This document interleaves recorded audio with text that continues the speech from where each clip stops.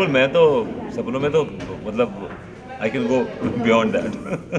तो हमने सुना कि अब तो पूरा मोहल्ला ही कृष्ण बन रहा है, मतलब आपका छोड़िए सब लोग बन रहे हैं। बिल्कुल लाइन से वो टीका, मलखान, अप्पू सब लगे हुए हैं कि किसका मौका लग जाए। भाभी जी राधा बनी है तो कोई ना कोई तो बने। तो सबकी कोशिश ये है, हमारी भी कोशिश ये है। तिवारी की कोशिश है कि वो रुक्मणी के ऑपोजिट कुछ बन जाए। उनकी वो ही इज लीस्ट इंटरेस्टेड कि वो कृष्ण बनने में इंटरेस्टेड नहीं है, कुछ और बनने में इंटरेस्टेड है। Time is the biggest healer, time से ठीक हो जाएगा। छुपाएगा इसको, कुछ ना कुछ तो करेगा भाई, यही होता है। Do something. Thank you so much.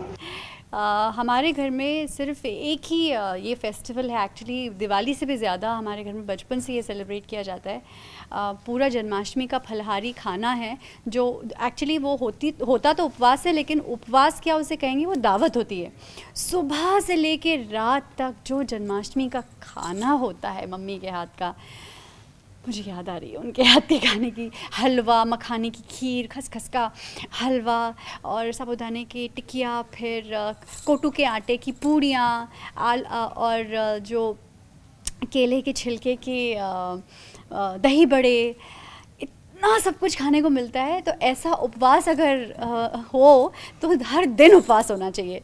तो हैप्पी बर्थडे कृष्णा जी।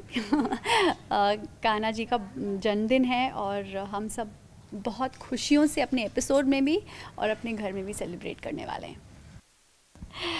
मेरे मन में तो हमेशा ही मेरा हस्बैंड रहता है। प्रॉब्लम ये है कि मेरे हस्बैंड के दिल में बहुत सारे और रहते हैं। नहीं, एक्चुअली एक और रहता है, लेकिन इसके बारे में मुझे कुछ नहीं पता है। और एंड में एक्चुअली होता क्या है कि विभू और तिवारी जी दोनों ही कान्हा नहीं बनना चाहते हैं, क्योंकि उनको नहीं पता है कि पड़ोस की भाभियाँ बन रही हैं रुक्मणी राधा। तो जब बाद में उनको पता चलता है तो पूरी की पूरी कॉलोनी के सब लोग बनना चाहते हैं कान्हा। हप्पू सिंह बनना चाहते हैं, टीका मलखान बनना चाहते हैं। तो पूरे जितने हमारी कॉलोनी के जो आइटम हैं बेसिकली वो सारे के सारे बनना चाहते हैं कान्हा।